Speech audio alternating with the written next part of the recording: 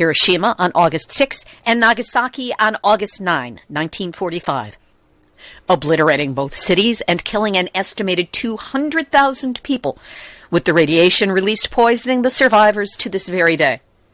There are currently more than 13,000 nuclear weapons in the world. Most of these weapons of mass destruction belong to the United States or Russia, with more than 3,000 split somewhat evenly between the two countries, on high alert and aimed at each other's major cities, ours ready to be launched at any moment by the President's irrevocable command.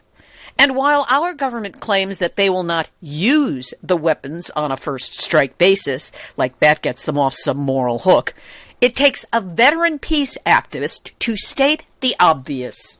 They're using them already, just like a bank robber uses a gun when you walk in and point it at somebody. You don't have to shoot it to be not using it. We're terrorizing the world without them even going off. So when you consider how thin the line is between restraint and planetary annihilation, it's time to face up to the exact nature of that terrible nuclear seat that we all share. Nuclear hot seat, what are those people thinking? Nuclear hot seat, what have those boys been drinking? Nuclear hot seat, the corium is sinking. Our time to act is shrinking, but our activists are linking. Nuclear hot seat, it's the bomb.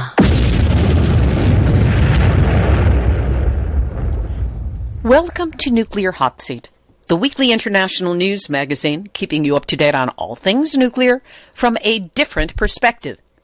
My name is Libby Halevi. I'm the producer and host, as well as a survivor of the nuclear accident at 3 Mile Island from just 1 mile away. So I know what can happen when those nuclear so-called experts get it wrong. This week, to commemorate the 75th anniversary of the U.S. dropping atomic bombs on Hiroshima and Nagasaki, we talk with attorney Alice Slater, a veteran anti-nuclear and anti-war activist, on the current state of nuclear weapons in the world and what is being done to get rid of them before they get rid of us.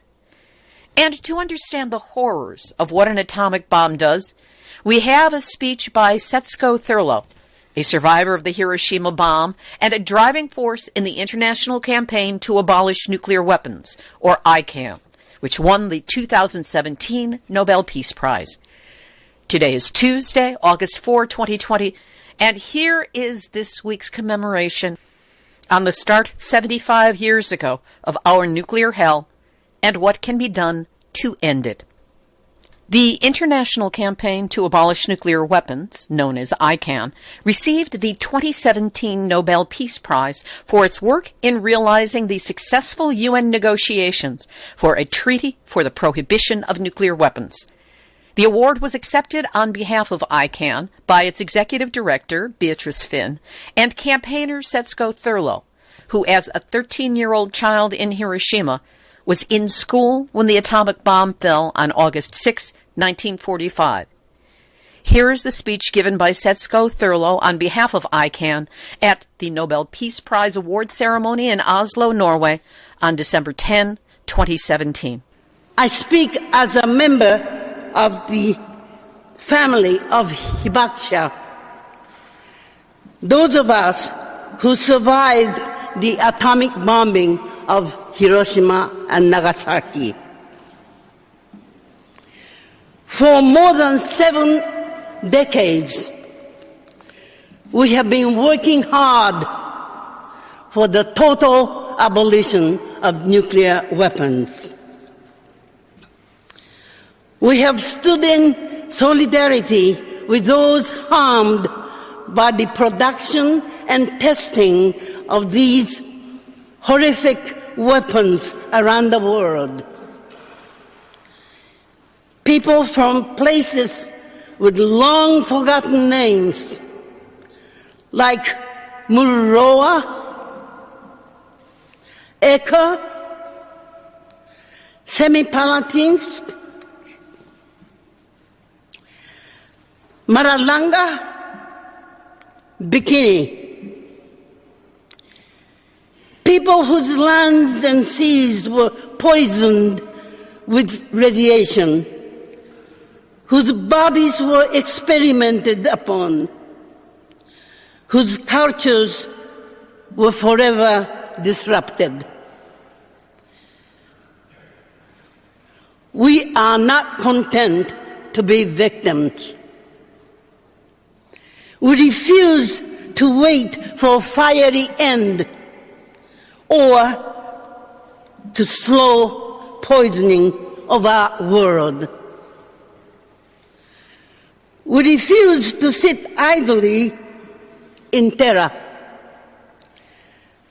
as the so-called great powers took us past nuclear dusk and brought us recklessly close to nuclear midnight. We rose up. We shared our stories of survival. We said, nuclear weapons and humanities cannot coexist.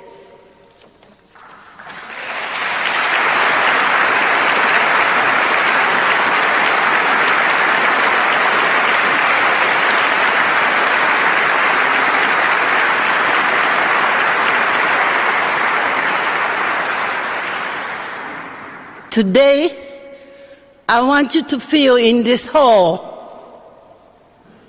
the presence of all those who perished in Hiroshima and Nagasaki. I want you to feel above and around a great cloud of 250,000 souls. Each person had a name. Each person was loved by someone. Let us ensure that their deaths were not in vain.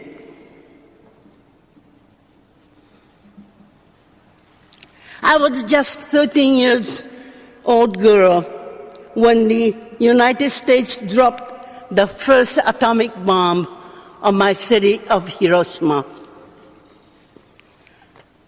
I remember that morning vividly. At 8:15, I saw a blinding bluish-white flash.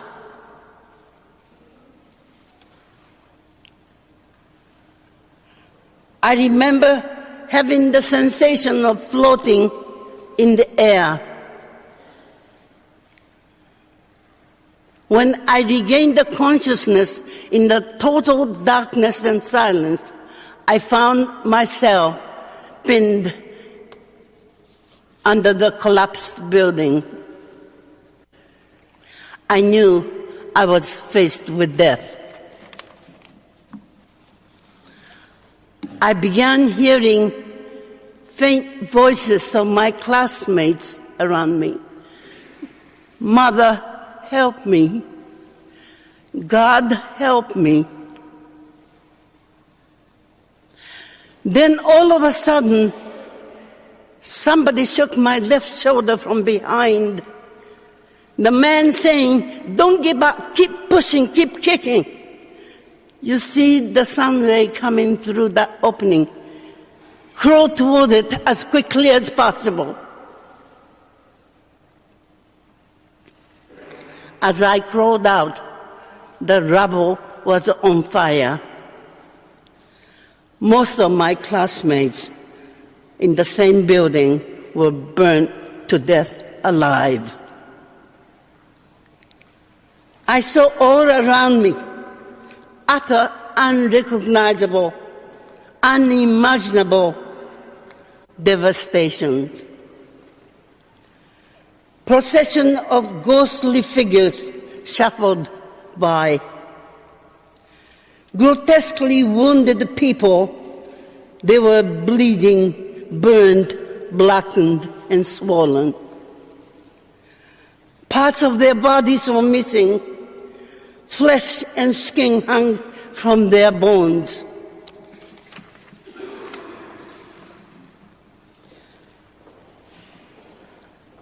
Some with their own eyeballs hanging in their hands.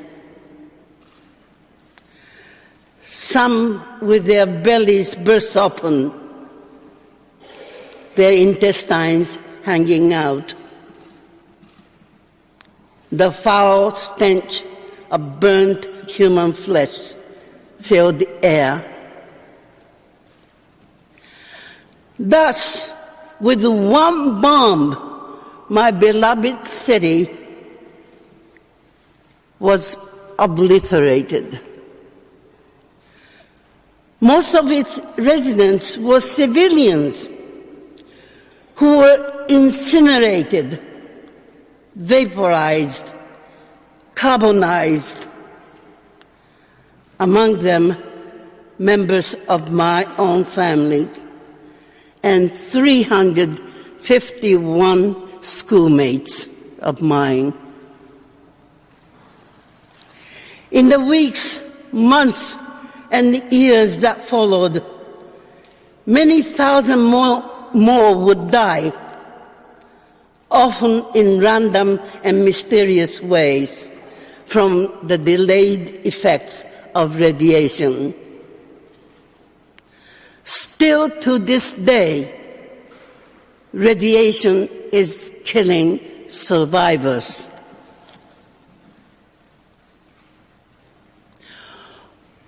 Whenever I remember Hiroshima, the first image that comes to my mind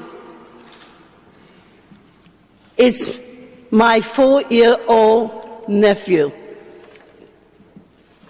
Eiji. His little body transformed into an unrecognizable melted chunk of flesh.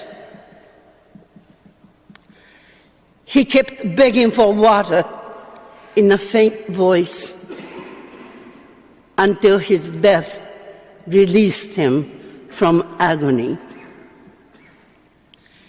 To me, he came to represent all the innocent children of the world, threatened as they are at this very moment by nuclear weapons. Every second of every day, nuclear weapons endanger everyone we love and everything we hold dear. We must not tolerate this insanity any longer.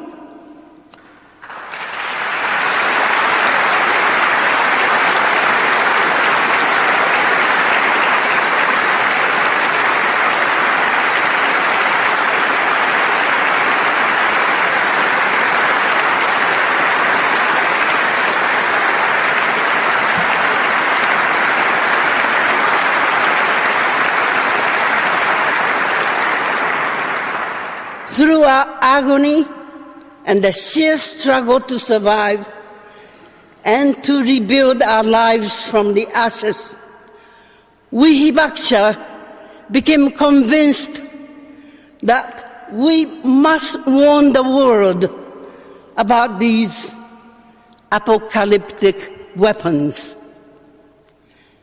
Time and again, we shared our testimonies. But still, some refuse to see Hiroshima and Nagasaki atrocities as war crimes. They accepted propaganda that these were good bombs that had ended the war, just war. It was this myth that led the disastrous nuclear arms race, a race that continues to this day. 9 nations still threaten to incinerate entire cities, to destroy life on Earth, to make our beautiful world uninhabitable for our future generations. The development of nuclear weapons signifies not the country's elevation to greatness, but to its descent to the darkest depths of depravity.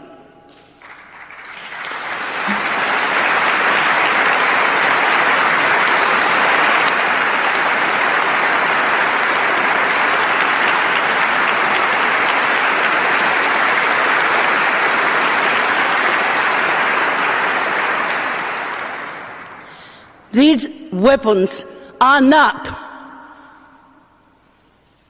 a necessary evil. They are the ultimate evil.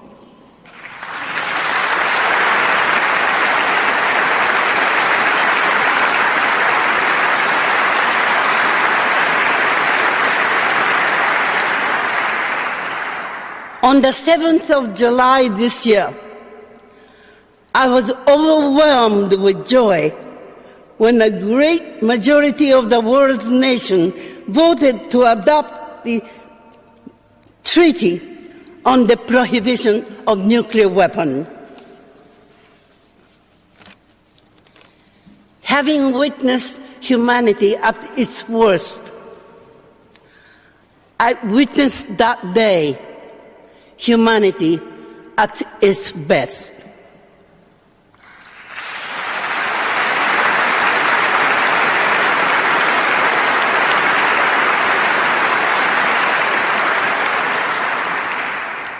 We Hibakusha had been waiting for the ban for 72 years. Let this be the beginning of the end of nuclear weapons.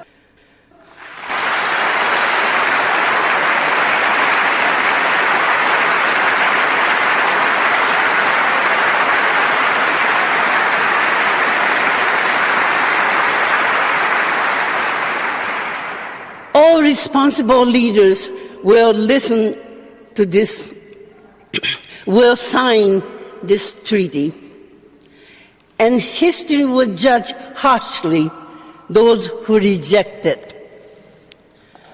No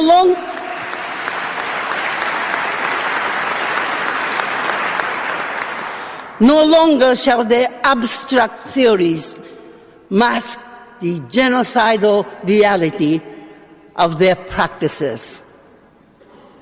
No longer shall deterrence be viewed as anything but a deterrent to disarmament. No longer shall we live under the mushroom cloud of fear.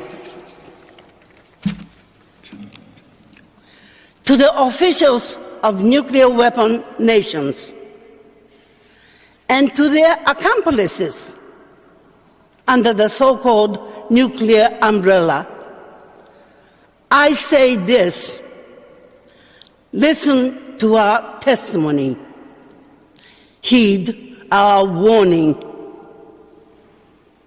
and know that your actions are consequential. You are each an integral part of the system of violence that threaten humankind. Let us all be alert to the banality of evil. To every president and prime minister of every nation of the world, I beseech you, join this treaty, forever eradicate the threat of nuclear annihilation. When I was a 13-year-old girl trapped in the smoldering rubble, I kept pushing, I kept moving toward the light. And I survived.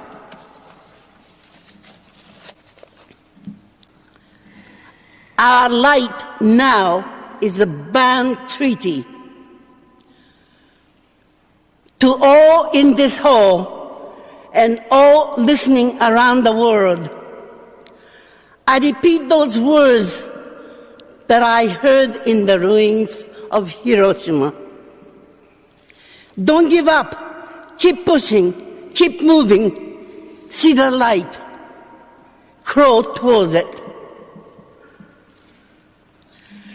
Tonight, we march through the streets of Oslo with torches aflame. Let us follow each other out of the dark night of nuclear terror. Setsuko Thurlow of the International Campaign for the Abolition of Nuclear Weapons, which can be found at the website ICANW.org. Setsuko Thurlow, a survivor of the atomic bomb blast in Hiroshima and a campaigner for the International Campaign to Abolish Nuclear Weapons. We will have a link to the full Nobel Peace Prize ceremony on our website, nuclearhotseat.com, under this episode, number 475. So what is the current nuclear weapon situation in the world?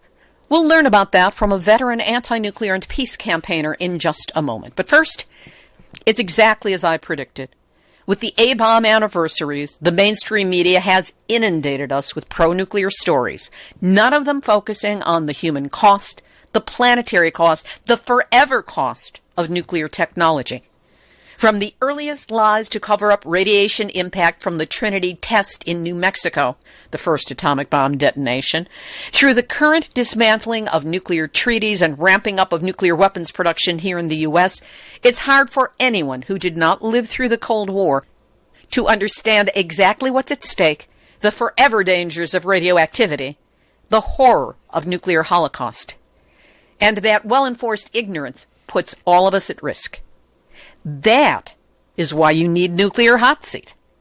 We look at the nuclear aspect of our world every week, in depth, and especially now, with the coronavirus wreaking havoc on safety at reactors, with weapon systems, and with the radioactive waste. Nuclear Hot Seat is the only place you can count on to report the ongoing, evolving nuclear truth that the nuclear industry would rather you not hear about, let alone understand. But the COVID pandemic has hit us as hard as anyone, which makes your help to keep the show going more important than ever so that we can meet our monthly nut. That's why the time would be right now to support us with a donation. Just go to nuclearhotseat.com and click on the big red donate button to help with a donation of any size. And that same red button is now where you can send a monthly $5, the same as a cup of coffee and a nice tip here in the U.S. So please do what you can now, and know that however much you can help, I'm deeply grateful that you're listening and that you care. Here's this week's featured interview. Alice Slater serves on the board of directors of World Beyond War, is the U.S. NGO representative to the Nuclear Age Peace Foundation, on the board of Global Network Against Weapons and Nuclear Power in Space, the Global Council of Abolition 2000, and the advisory board of Nuke Ban U.S., supporting the mission of ICAN to abolish nuclear weapons and pass into international law the Treaty for the Prohibition of Nuclear Weapons. I spoke with Alice Slater on Friday, July 31st, 2020. Alice Slater, always good to have you here with us on Nuclear Hot Seat. Oh, I'm delighted to be here. You have been very involved with the peace and anti-nuclear movements for decades now. Give us a sense of what the nuclear aspect of the world looked like when you first became involved. I want to really tell you a story because we have to think about this. In 1945, I was 7 years old, and we went to the movies on Saturday if it rained during the summer. And they had the movie tone news, and they showed a picture of the atom bomb exploding over Hiroshima. And I remember saying to my mother, "What is that?" And she turned to me and said, "This is a wonderful new weapon, and now all the boys will come home." And this was what we were told. You know, there's now more understanding that we didn't have to drop the bomb, that Japan was getting to surrender. Eisenhower and Omar Bradley were telling Truman, we don't have to do this, and Churchill was saying, hurry up and drop the bombs so we don't have to divide the Japanese occupation with Russia, because they were our allies in Europe. We had ended the war in Europe in May, and August was the end of the Asian war, and Stalin was going to get in to help us. So we wanted to end it before he got there. Otherwise, we would have had to share the Japanese occupation like we were sharing the Eastern Europe occupation with them. So that was the beginning. And then I got active with the Vietnam War as an activist. And then years later, I went to law school in the 80s. And I was working as a lawyer, and I saw something in the law journal, the Lawyers Alliance for Nuclear Arms Control was having a luncheon. And I thought, well, that's interesting. So I go and I wind up vice chair of the chapter. I go on the national board with McNamara and Colby. I know more about nuclear weapons now than any sane person should know. And at that time, Russia, under Gorbachev, the Soviet Union, stopped nuclear testing because they had this Kazakh poet, Olza Suleymanov, that led a march in Kazakhstan. The Soviets tested in Kazakhstan at Semipalatinsk because there was so much cancer and birth defects. They marched on the test site, and Gorbachev stopped nuclear testing.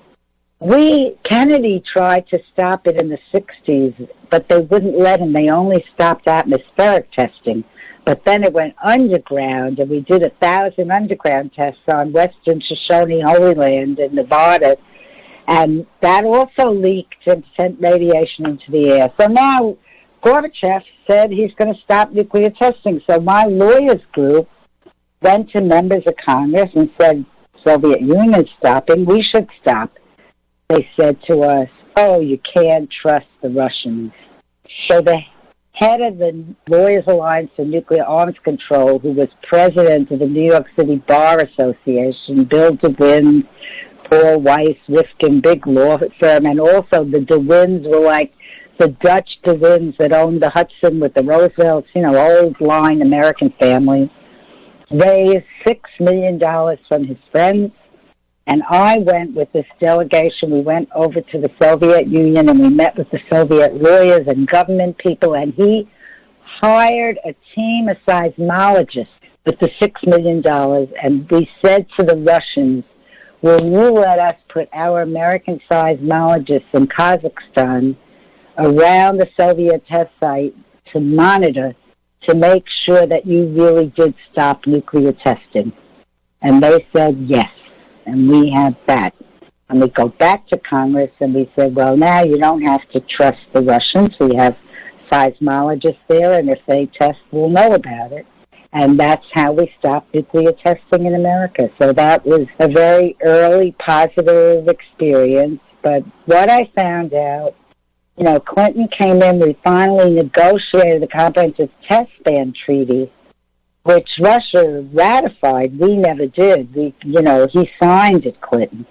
But after he signed it, he gave the laboratories $6.5 billion the first year to do subcritical tests and laboratory tests. And what are subcritical tests? They were blowing up plutonium at the Nevada test site, but it didn't have a chain reaction. So Clinton said it's not a test, like I didn't inhale, I didn't have sex, and I'm not testing.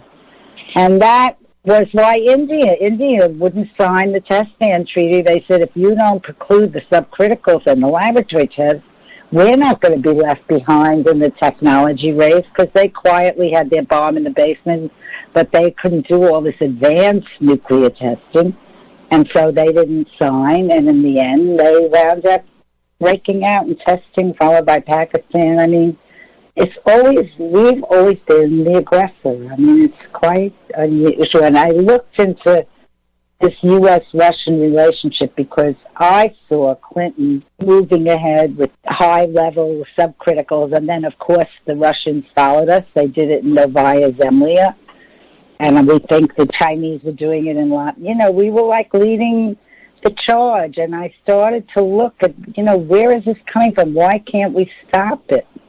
We had this non-proliferation treaty that we signed in 1970. 5 countries, U.S., Russia, England, China, and France, had nuclear bombs at that time. And they promised that they would make good faith efforts to give up their nuclear weapons if the rest of the world promised not to get it. And everybody signed that treaty except for 3 countries, India, Pakistan, and Israel, and they got them. And the treaty had this Faustian bargain that allowed anybody that promised not to get nuclear weapons, we'll give you the keys to the bomb factory. We'll give you a, quote, inalienable right to peaceful nuclear power. I ask you, inalienable right, life, liberty, and the pursuit of happiness, inalienable rights, and peaceful nuclear power? Peaceful nuclear power is a contradiction in terms. It's an oxymoron because, as I have learned from you, every nuclear reactor has a bomb in the basement. Well, it gives them the technology they need. That's the hardest part. To make a bomb is to be able to enrich the uranium, which is the waste product of a nuclear reactor, and put it through the reactor a few more times, and it gets to bomb quality. And that's what North Korea did. They got their peaceful reactor, they walked out, they made a bomb. We were afraid Iran was doing that, although they assured us they were not.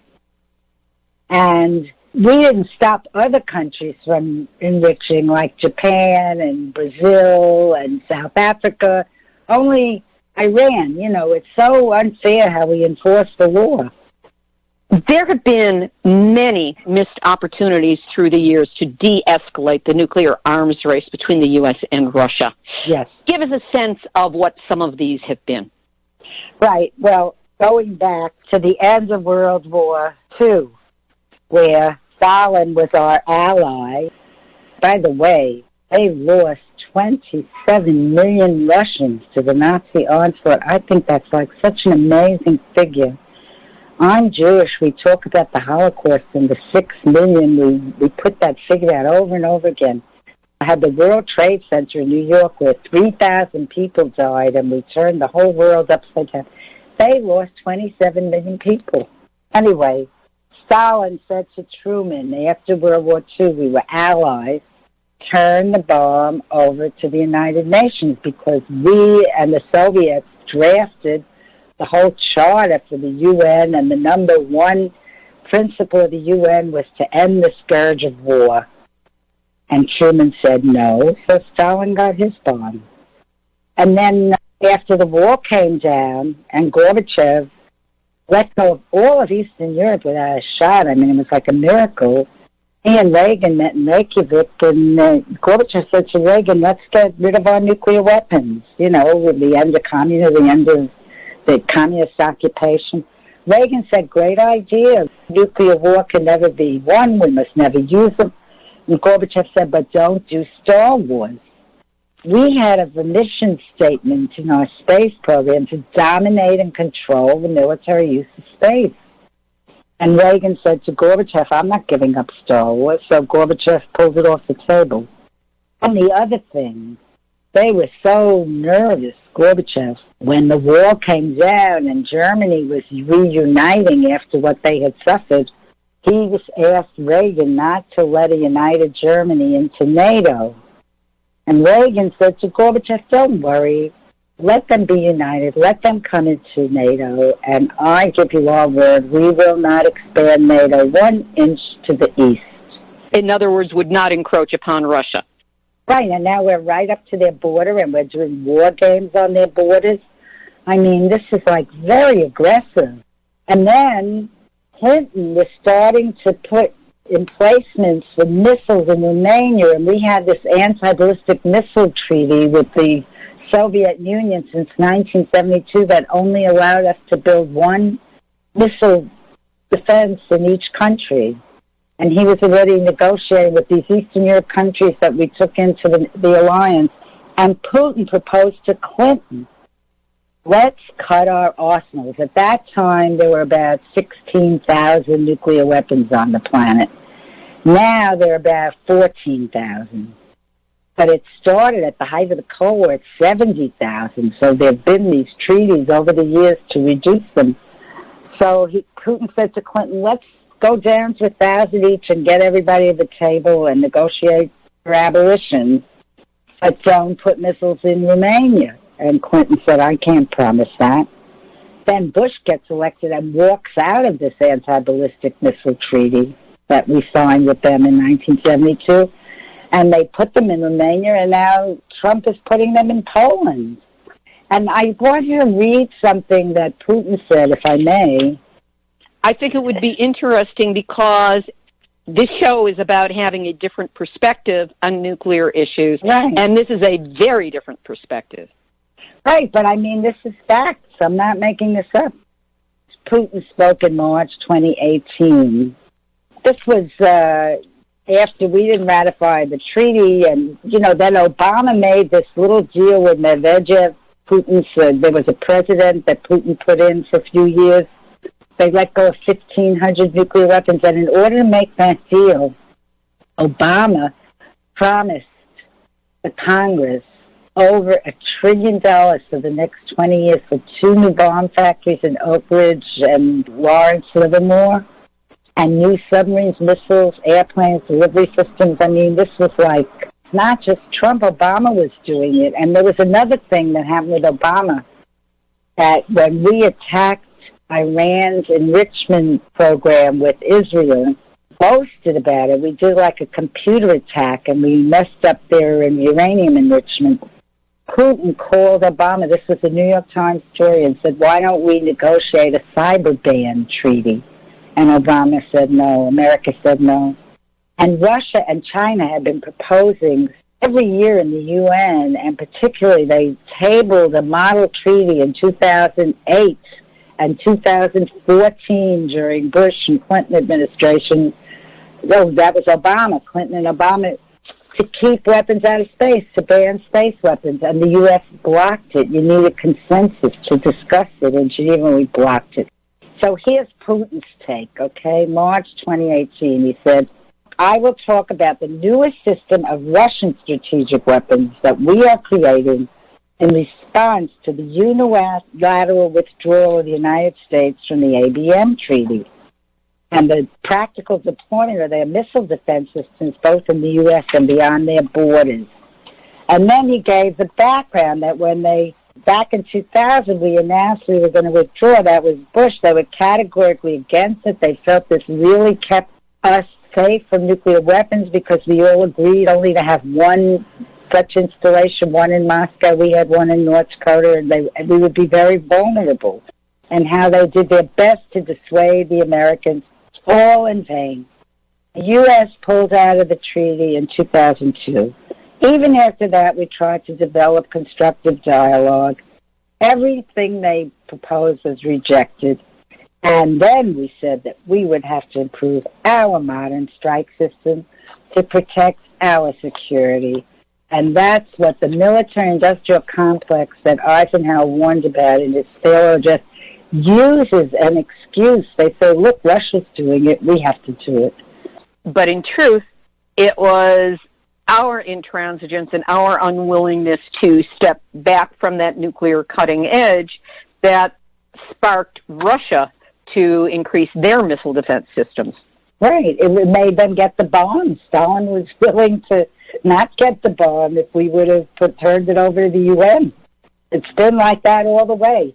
Yes, with the missiles, that was the latest front. And now, of course, Bush is threatening to use nuclear weapons, to test them again, which we've never, full-scale testing, not the subcritical, it's Trump. So, I mean, this is like, we're at an insane moment in history. We should be calling for, and there's so many good initiatives that came through, like this new ban treaty. The non-proliferation treaty was negotiated in 1970, and by 95, they still hadn't they hadn't kept their promises to make good faith arguments. And then there was this World Court decision where the Lawyers Committee for Nuclear Policy, as part of it, we brought a case to the World Court to say nuclear weapons are banned, they're illegal, they're prohibited. Because the Non-Proliferation Treaty just said, we're going to make good faith efforts to get rid of them. It doesn't ban them. It allows the 5 countries to have them. So the court gave us a very bad decision. They said they're generally illegal. That's like being generally pregnant. and then they said, we're not going to decide whether they're illegal in the case where the very survival of a state is at stake. So they allowed deterrence. And when that came out, the thinking changed. The International Red Cross started talking about the catastrophic humanitarian effects of nuclear war. We had forgotten about it. When I was a kid, we used to do bomb shelters, but we forgot about it, and they brought it back, the horrible consequences, and we formed the international campaign to abolish nuclear weapons. That's what I want to get into next. There has been a long history of really negative, depressing decisions and actions involving nuclear weapons. At the same time, there has been, in more recent years, the International Campaign to Abolish Nuclear Weapons, the group called ICAN. What is the group? What is its goal? And how have you worked with them? Well, this is what happened. Because the Non-Proliferation Treaty was extended, it was negotiated in 1970, and they had to come back in 95, 25 years later, to see how they were doing. And we all showed up, civil society, and we saw they weren't doing at all. There was no commitment to get rid of them. And that time, we formed Abolish in 2000, calling for a treaty to eliminate nuclear weapons by the year 2000. And we did a model treaty, and we also called for a Sustainable Energy Agency to phase out nuclear power because they're inextricably linked. And we did establish IRENA, the International Renewable Energy Agency, which was a good thing. But by the time when they had that review conference, the U.S. got it extended indefinitely, unconditionally. They weren't going to promise anything except to have a review every 5 years. And the only thing they really promised, because Egypt was going to walk out, was that we were going to hold a weapons of mass destruction conference for the Middle East. Just hold a conference, which we never delivered on. So things are getting worse and worse. And by 2015, South Africa said this is like nuclear apartheid. The nuclear haves are threatening all the nuclear have-nots, and they have no intention of getting rid of their nuclear weapons. And that's when this idea, let's get a treaty that bans the bomb, like we have chemical weapons treaty and biological weapons treaty that ban the bomb, but there's no treaty that says nuclear weapons are prohibited, illegal, you can't have them, you can't use them. And that campaign got going. We got a lot of help from the Pope. Austria was a wonderful supporter. The first meeting was in Norway. These friendly governments that felt it was time to get rid of nuclear, the non-nuclear friendly governments, and it took off. And within 2 years, we had the negotiations going at the United Nations, and they adopted the treaty, 122 nations. Now, the 5 nuclear weapon states boycotted all the meetings, and all our NATO alliance that's under the U.S. nuclear umbrella, plus the Pacific nations of Australia, South Korea, and Japan, which that's surprising. I mean, you'd think Japan would support the ban treaty, but they're part of the U.S. nuclear umbrella. Let's just roll this back slightly, because what you're talking about, what this in 2015 became, was the International Campaign to Abolish Nuclear Weapons, or ICAN, as it's familiarly known. It started in 2010, but it really took off 2015. The Pope got behind it. I mean, that was amazing because the Pope always supported deterrence, but the Vatican came out and supported this. There was a lot of powerful players. And one of the things that ICAN has been so successful in doing is reframing the nuclear discussion from one of military defense to one of international humanitarian rights. Right. How was that accomplished? At the 2000 NPT, where nothing got done, and South Africa was upset, the International Red Cross made this incredible speech about the humanitarian consequences of nuclear war, catastrophic consequences, and it caught on, people heard it again, and that was the impetus for ICAN to organize and get funding. The government of Norway paid them. Few good, powerful players in the beginning that supported the grassroots, and it went all over the world. It went like wildfire. And mostly, like Africa, the Caribbean, not the nuclear weapon states, not the NATO state. NATO's all in the U.S. nuclear alliance. As a matter of fact, this is disgusting. We keep U.S. nuclear weapons in 5 NATO states: Germany, Italy, Holland, Belgium, and Turkey. And that's going to help the ban treaty. Like now that the ban treaty says nuclear weapons is illegal, and they'll be actually illegal by the law when we get 50 countries to ratify, and we're now at 40. We have over 80 or 90 that signed, but ratification is like in the U.S. to ratify, 2/3 of the Senate has to approve. So there's ratifications going on all over the world, and then it will be international law, it will be official law. But even now, it's like a legal taboo now. And so we're having some very effective organizing in countries like Germany, where the Germans are saying, we can't have U.S. nuclear weapons here. They're illegal. The countries that have the nuclear weapons. In other words, the countries where we have nuclear weapons based and on alert and pointed at Russia. Well, that's another thing. We have 2,500 missiles, and they have 2,500 missiles pointed at each other's major cities, ready to go off within 15 minutes. That's the alert. So there's a big campaign to de-alert them, which I think is good. There's another campaign, no first use, which I think is ridiculous because they're using them already, just like a bank robber uses a gun when you walk in and point it at somebody. You don't have to shoot it to be not using it. We're terrorizing the world without them even going off.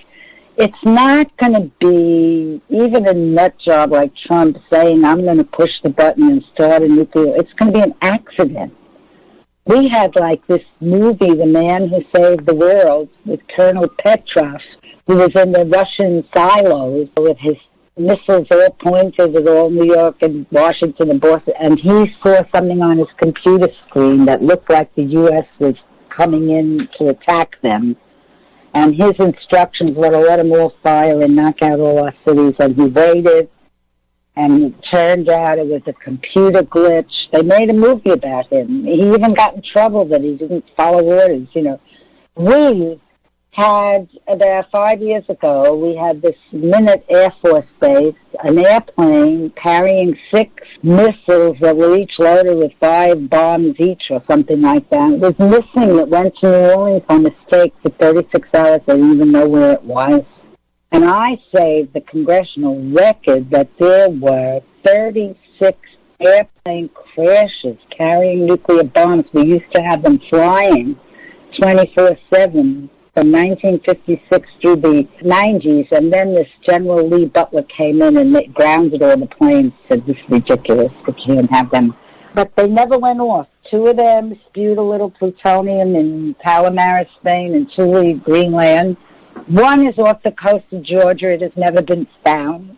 And, we were just lucky. We're just lucky. It's time to get rid of them. We can't trust our science or technology not to have an accident. Luck is a terrible strategy or plan to have in connection with anything nuclear. Now, I want to talk about the fact that the Treaty for the Prohibition of Nuclear Weapons, which was voted on and 122 countries voted for it on July 7 of 2017. That was the start of the process. Then, later that year, ICAN, the International Campaign to Abolish Nuclear Weapons, was granted the Nobel Peace Prize for 2017. And I know that you were in the room where it happened on December 10th of 2017 when ICAN received the Nobel Peace Prize. What was that like for you? It was wonderful, and I would like to go back to the time we were notified in November. And my daughter was staying with me. She lives in L.A., and she was sleeping over. And I get a phone call at 5:30 in the morning from Tilman Ruff, who's a physician in Australia, who was the chair of the international campaign. A lot of the international physicians for prevention of nuclear war were very active in this campaign. And he and his wife had been staying with me in New York when they were negotiating at the UN. So I get this call at 5:30 in the morning, and he says, Alice, we won the Nobel Peace Prize. And I start screaming. And my daughter gets up, Mom, who's calling so early and why are you screaming? I said, I won the Nobel Peace Prize. So now she's screaming, and the two of us are jumping. I said, you have to go to Oslo. I said, no, I'm too old. It's too cold. It's too dark. So I'll go with you. So my daughter went with me, and the Nation paid me to write it up. I wrote up the event, and it was fabulous. I mean, there was a red carpet in this beautiful city hall, and the king and queen came sailing down the carpet, and the prize was accepted by two people in our campaign. Beatrice Finn was the executive director, this lovely woman in her 30s from Sweden, that she was like the executive director of the campaign, and she had had a baby while this was all happening over the 10 years. And Setsuko Thurlow, who was 82-year-old survivor of Hiroshima, very articulate woman. She survived the bomb as a schoolgirl, went to Canada, married a Canadian, became a sociologist. She was so articulate and well-spoken, and she spoke at all our UN meetings. So Setsuko and Beatrice accepted the Nobel Peace Prize with the king and queen there. And it was just a dream. It was a dream that we did that. I actually got up in the middle of the night to watch the awards ceremony live online with the live stream. I saw you in the audience, and tears coming down my face for joy, because it's so rare that we have moments like this to celebrate and see a milestone and see genuine progress being made. And I wanted to share in that live. I want to pose to you, what is it going to take, do you think, to have a genuine movement in this country, in the United States, to do away with nuclear weapons? Well, I have a very definite take on this. We need a truth and reconciliation process for the U.S.-Russian relationship, just like we're doing now with Black Lives Matter, and we're revisiting having Columbus as a hero when he enslaved all those Indians and, shipped them back to Europe on slave ships. And now we have the Me Too movement, and we have to have the U.S.-Russian movement. And I want to tell you that I went to Queens College in 1954 during the height of the McCarthy era in the Cold War. And we were so terrified of communists, and I was having a discussion with somebody in my cafeteria, and she said, here, you should read this, and she gives me this pamphlet, and it says Communist Party of America, and my heart is pounding in terror. I put it in my book bag, I go home in the Bronx, I walk up to the 8th floor, take the elevator, I walk directly to the incinerator and throw it down without looking. And then I went with the Lawyers Alliance when Gorbachev came in, and I heard first that 27 million people died, which I didn't know. And then I saw every guy over 60 was walking around with his World War II medals on. And you go to the Leningrad Cemetery, and it's 400,000 mass graves. And every street corner had a monument to the dead. So my guide said, we had guides, he said to me, why don't you Americans trust us? And I look at him, arrogant American, why don't we trust you? What about Hungary? What about Czechoslovakia? Why should we trust you? And he looked at me with tears in his eyes, and he said, we had to protect our border from Germany. And I looked at him, and he was telling me that was their truth. I mean, it wasn't very nice what they did in Eastern Europe, but they were not coming after us. They were just digging in because Hitler marched, Poland gave them a ride to walk right in, and even Napoleon invaded them the century before. So they were like controlling Eastern Europe so that the Germans couldn't get near them. And I felt like we had gotten a very misbegotten story, and I've been looking even earlier. Woodrow Wilson was sending troops to stop the Russian Revolution. So I think to stop this, since there are like 14,000 bombs now on the planet and 13,000 in the U.S. and Russia. If we don't get our act together, it'll never happen. And we can't get our act together unless we tell the truth, because we're like demonizing Russia now. You know, Russia stole the election, and Putin gave a big speech in May on the 75th anniversary of the end of World War II. We have been isolating Russia from the celebrations in Europe of having defeated Hitler, when they were the major people that fought Hitler. And he was calling for a study group to look at the true lessons of history, or else we're going to be making mistakes. And I think we should meet him on that. We should have a historical commission and find out, how did this go off track? Who did what to who? From my research, it looks like America's the bad guy here, my own country. That we are, as President Eisenhower said in his farewell address, he was the big general that won World War II. When he left office as president in the 1950s, he said we have to be concerned about the military-industrial complex. It's corrupting our government and influencing our policies, and we have to be alert about it. And I think that's what's been going on all these years. So, Alice, if people want to get involved with moving us towards peace, not only getting rid of nuclear weapons, but instituting a way of being that frames things in humanitarian terms and moves things for what is best for the greatest number of people, as opposed to power over and threats and the dangers of nuclear. Where can they get started? Give us a few easy steps just so that people can learn more and get involved. World Beyond War, which is basically saying, let's make a world where war is so 20th century. We haven't won a war since World War II. They're looking at telling the truth about a lot of things, the myths about war and the solutions and what works and what doesn't work. So it's worldbeyondwar.org. ICAN has a campaign. You know, we need another 10 nations to ratify this treaty, and we got to peel off some of the NATO kind. I mean, who knows? Maybe if we change our government, America will change. But right now, there's a cities campaign and a parliamentary campaign. So, like, we got a resolution into the New York City Council calling on our government to support the ban treaty. And then there's a parliamentary pledge, like I asked my member of Congress to sign a pledge asking the United States to sign the ban treaty. I would look at icanw.org, worldbeyondwar.org, and here in the U.S., usnuclearban.org, don'tbankonthebomb.org. The links will be up on the website under this episode, which is 475.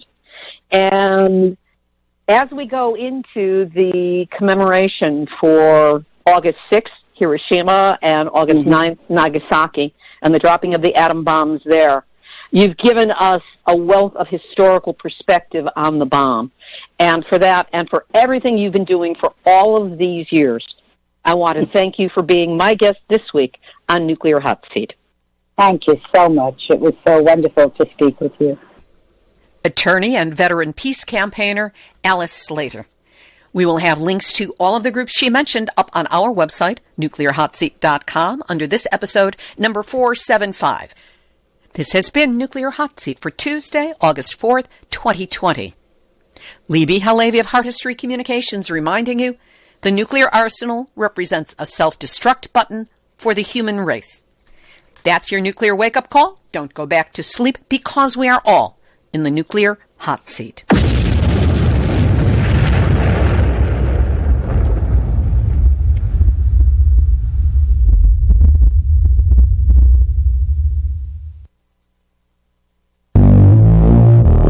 Question everything.